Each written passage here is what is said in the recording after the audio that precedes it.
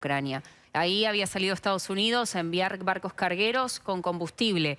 Me pregunto si la ayuda de Occidente no será suficiente, más allá porque esto empieza a durar un día, 2 días, 3 días, y no se sabe cuánto se puede extender en el tiempo. Sí, absolutamente. La verdad es que la ayuda es necesaria en todos los frentes, ¿no? Recién te hablaba de la asistencia humanitaria y la necesidad también de una acción coordinada entre los distintos países y también los organismos internacionales. Ahora te hablo de esto, de otro drama que por supuesto termina afectándolo todo, porque tiene que ver con todo, con el suministro de los insumos, con el traslado de las personas. Es muy necesaria una respuesta a todos los dramas Totalmente, a todos los dramas que se están dando en simultáneo. Todos los dramas son capas y capas y capas de dramas que por supuesto afectan la vida de las personas ya atravesadas por esta tragedia. Todos los días se suma una nueva complicación, un nuevo obstáculo para ellos y algo más que les complica en muchos casos la huida del país y en otros casos el funcionamiento básico aquí, ¿no?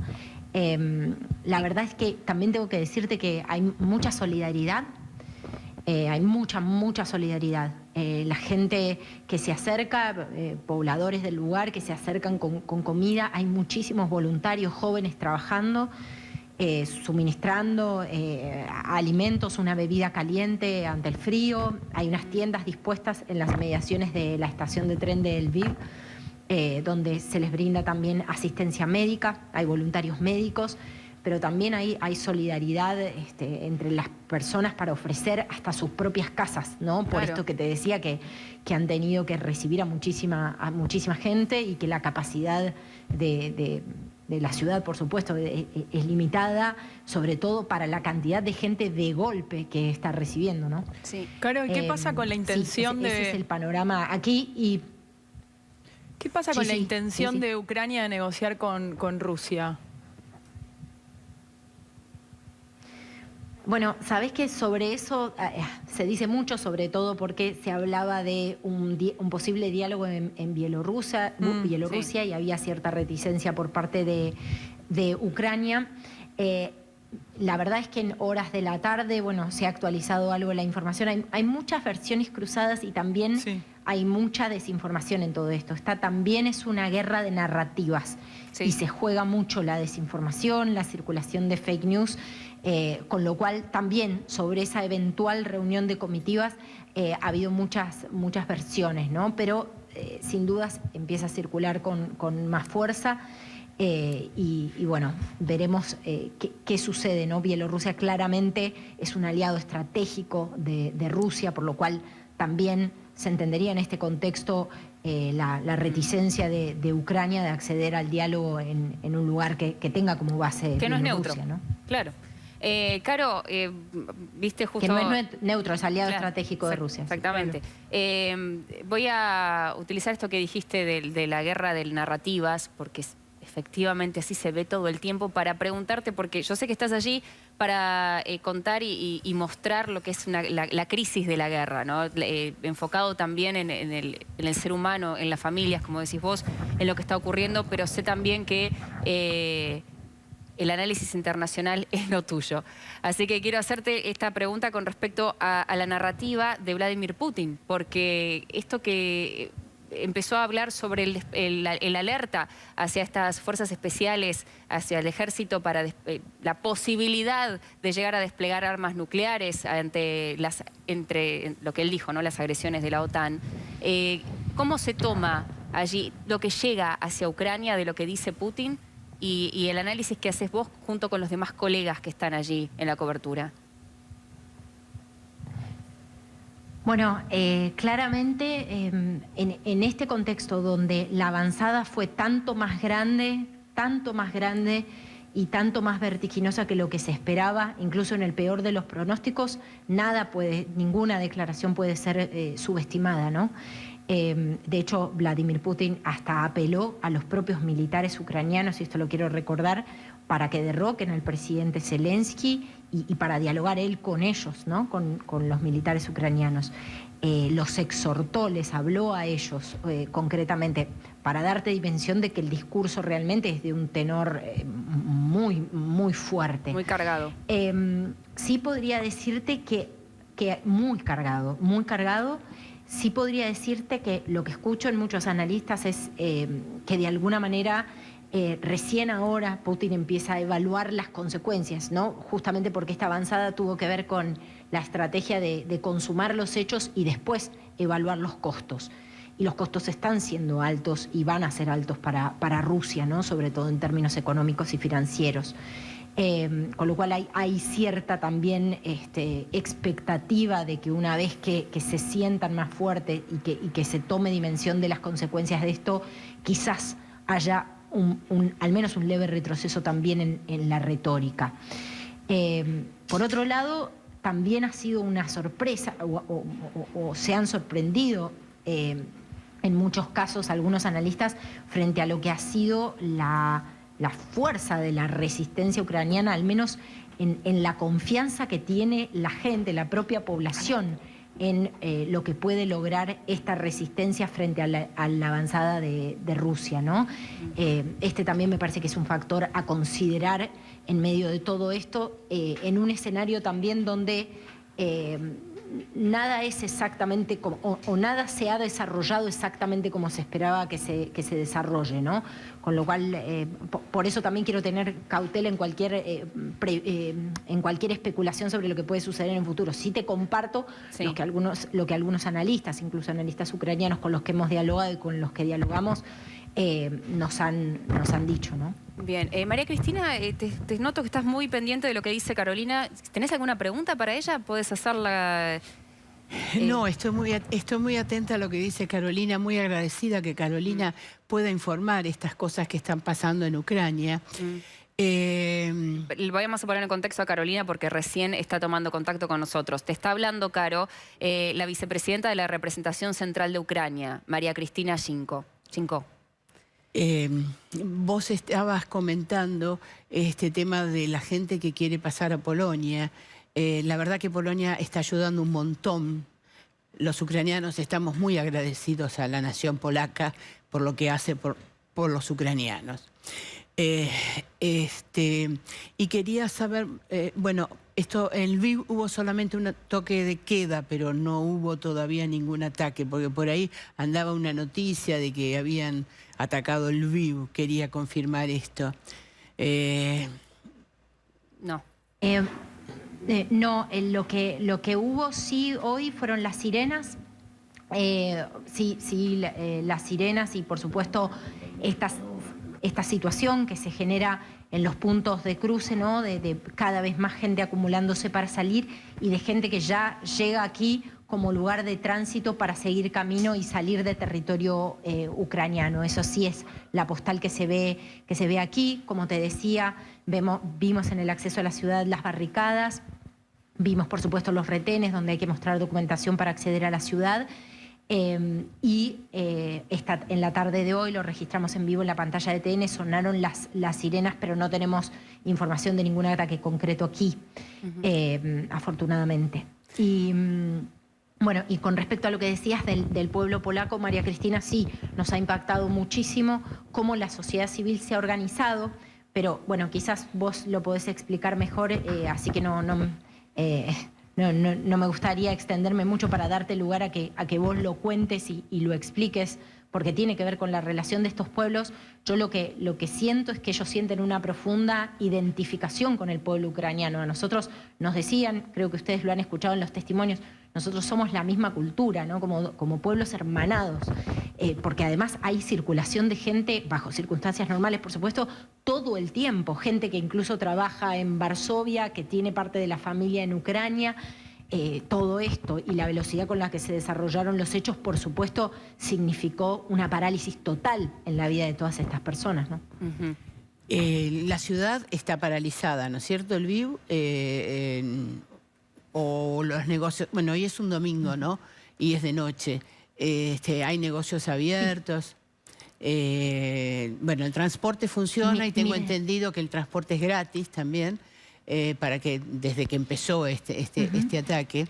Pero ¿qué pasa con los negocios, con la vida normal?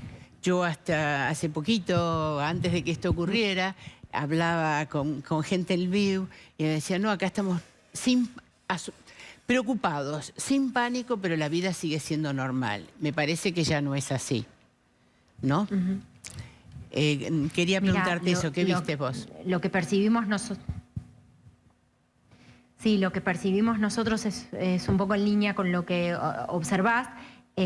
Por supuesto, no es una situación como la que está viviendo Kiev ni nada cerca, ¿no? Por la información que tenemos, pero es cierto que hay varios locales cerrados. Nosotros estuvimos circulando por la zona céntrica con varios locales cerrados.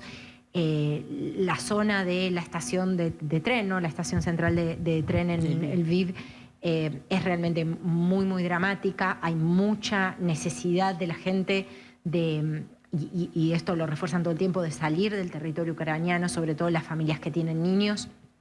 Y bueno, eso es lo que nosotros captamos, ¿no? También hay muchos estudiantes de distintos países. Hoy hablábamos con un grupo de estudiantes de Pakistán, estudiantes de distintas partes del mundo que han venido a distintas ciudades de Ucrania para formarse y que, por supuesto, están dejando el país o están queriendo dejar el país.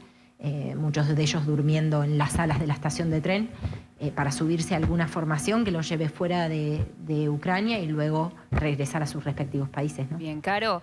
Estamos también en la mesa con Claudio Ingerflom, quien es doctor en Historia por la Sorbona y también vivió en Moscú durante 6 años, que también quisiera trasladarte una pregunta. Sí, bueno, por empezar, Carolina, un saludo admirativo, porque hay que ser valiente para usar un lenguaje cool, digamos, educado, para ir ahí al escenario de la guerra. Gracias por estar ahí y por traernos la atmósfera de lo que está pasando.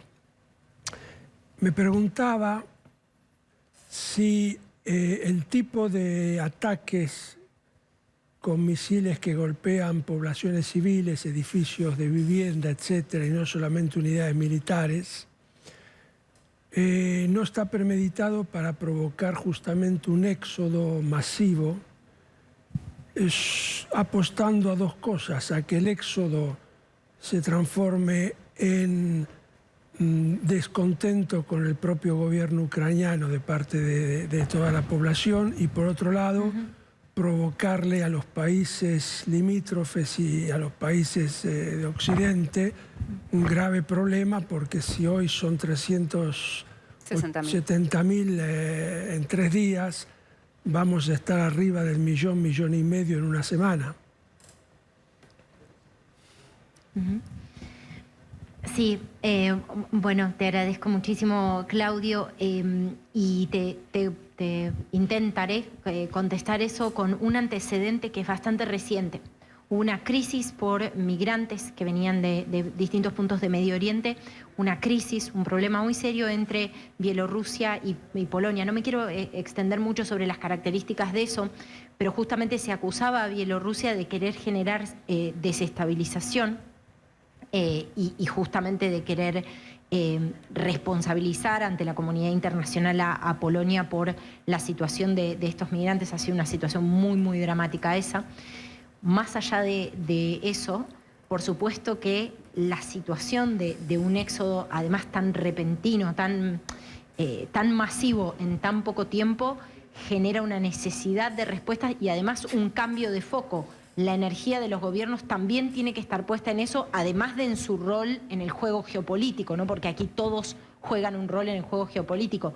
No me extrañaría que eso que vos decís sea una estrategia, sería realmente muy terrible, pero en este contexto hay que evaluar realmente todos los escenarios posibles. Lo cierto es que sí me parece que esta dimensión humanitaria del conflicto va a ganar lugar por supuesto, en buena hora en la agenda de la opinión pública y también en la agenda de los gobiernos, ¿no?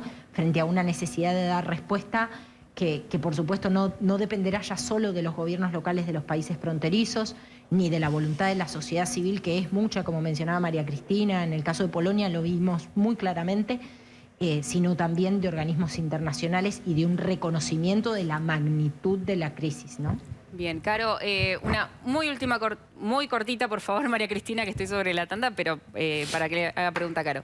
No, lo que yo quería comentar, que en Ucrania hay 47 millones de habitantes. Si bien la huida de los ciento y pico mil de familias, que es totalmente entendida, porque se trata del instinto de supervivencia de las personas. También hay gente que vuelve al frente, que estaba trabajando en Europa y vuelven, dice, yo voy a ir al frente como voluntario. Esto también ocurre. Es lógico lo que vos estás diciendo, que las mujeres y los niños se van, porque no pueden ir a abandonar una madre y un hijo, que sería terrible para ir al frente, y el marido va al frente. Y bueno, Polonia está ayudando un montón, es la primera y la más cercana, pero la comunidad, hay una gran diáspora en el mundo de Ucrania. Y la diáspora va a ayudar también a estas personas. Y también otros países se ofrecen. Polonia está resolviendo la inmediatez, pero creo que esto va a tener otras soluciones también. Para poder ayudar a la gente que quiere salir, que es lógico frente a una amenaza. O, como vos decís, también hay extranjeros. Yo tengo el caso de un conocido argentino que se casó con una ucraniana, jovencito, y está desde hace 4 días. Hoy tenía que tomar el tren en Kyiv para Lviv y después me dijo que no tomó. No sé en definitiva qué pasó. Y tenía boleto para viajar hoy. Bueno, estas cosas pasan. Por favor, le pido. Perdón. Claro, si le puedes responder a María Cristina. Sí, Perdón. Con respecto a estas situaciones cambiantes, es cambiante al minuto, ¿no? O sea, prevés un traslado, en media hora tu situación cambia y cambia drásticamente y todo lo que tenés planificado, en la vida de estas personas que por supuesto están en esta odisea de la salida, cambia absolutamente todo en cuestión de verdad de minutos o de apenas unas horas, ¿no? Es así. Lamentablemente en este contexto es así. Bien, muchísimas gracias. Carolina Amoroso, te vamos a dejar continuar trabajando tranquila en este lugar. Bueno, si es que se puede trabajar tranquilo en ese lugar. Caro, cuídense mucho. Estamos esperando aquí de vuelta. Tal cual. Gracias Mariana, gracias Jime y gracias también a Claudio y a María Cristina. Un abrazo para todo el equipo, Caro. Para todos. Genios. Bueno, nos despedimos de Caro, pero vamos a estar constantemente en contacto con nuestro equipo de Todo Noticias allí. Les cuento que tengo 2 entrevistados tenemos con Jime 2 entrevistados que son muy versados, que saben mucho y que quieren hablar. Así que antes de ir a la tanda, le voy a pedir al señor Claudio, al doctor, en realidad. Gracias por lo del señor. No, digo señor, una cuestión de respeto siempre. Sí. Aunque sea discursivo, ¿no? Pero está. No, está bien. Que estábamos hablando sobre lo que está sucediendo ahora Ucrania, pero antes de irnos a la tanda quisiera alguna reflexión sobre qué significa esto para el armado que viene posteriormente, que podría venir posteriormente. Claro, eso es el problema. Me parece que la puesta en alerta corresponde a lo que el consejero diplomático y de defensa de Putin escribía anteayer, cuando decía, en Occidente gobernantes y pueblos tienen que ser razonables porque tenemos los medios militares para razonarlos si no lo son. Cito textualmente.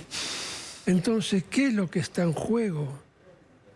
Es ¿quiénes van a ser los amos del planeta mañana? Hay que decirlo claramente. Eso es lo que se está jugando. Y no solamente a nivel de los gobernantes. Se juega para las sociedades. Es un problema de en qué sociedad vamos a vivir, bajo qué autoridad. Cerramos con eso, Claudio. Sí. Vamos a cerrar con eso, Sí. porque tenemos que cumplir con los tiempos de la televisión. Les agradezco infinitamente que hayan venido. Hace 2 horas, 2 horas ya que estamos hablando y este tema es inagotable. Sí, esa Así que conclusión fue fuerte. muchísimas gracias, María Cristina. María, no... Se quedó ahí con el... Gracias. Dígalo gracias- antes de que me echen de este programa. Gracias. sí. Gracias a ustedes por permitirnos expresar, porque esto que pasa, hay mucha mentira, hay mucho relato y poder expresar a nosotros lo que nos está pasando. Nosotros no podemos ir a, vivimos acá, no podemos agarrar el fusil, pero lo que sí podemos es informar y bueno, algunas de las cosas que dijo Claudio sobre Putin, y tal vez esto sea cierto, que él está viendo que por ahí pierde. Él pensaba que entraba en Ucrania y ya está. Y todos iban a rendirse. Y está teniendo una resistencia muy fuerte y por eso está pidiendo hablar. Pero a mí no me gustaría que hable en Bielorrusia, porque Bielorrusia y Lukashenko son Prorrusos. títeres... Están en la son frontera, están Sí. en un lugar de frontera. Son títeres de Rusia. Rusia, de Putin, ¿no? Bueno. Y por otro lado, una chiquitita, Putin y Rusia no está respetando ninguno de los tratados que ha firmado. Entonces, cualquier tratado de paz que firme Rusia o Putin por Rusia, me da escalofrío. Muy bien. Gracias, Muchísimas María gracias a los Gracias dos. a ustedes. Gracias. Vamos a hacer Gracias la a ustedes. primera pausa en Buena Semana y ya volvemos.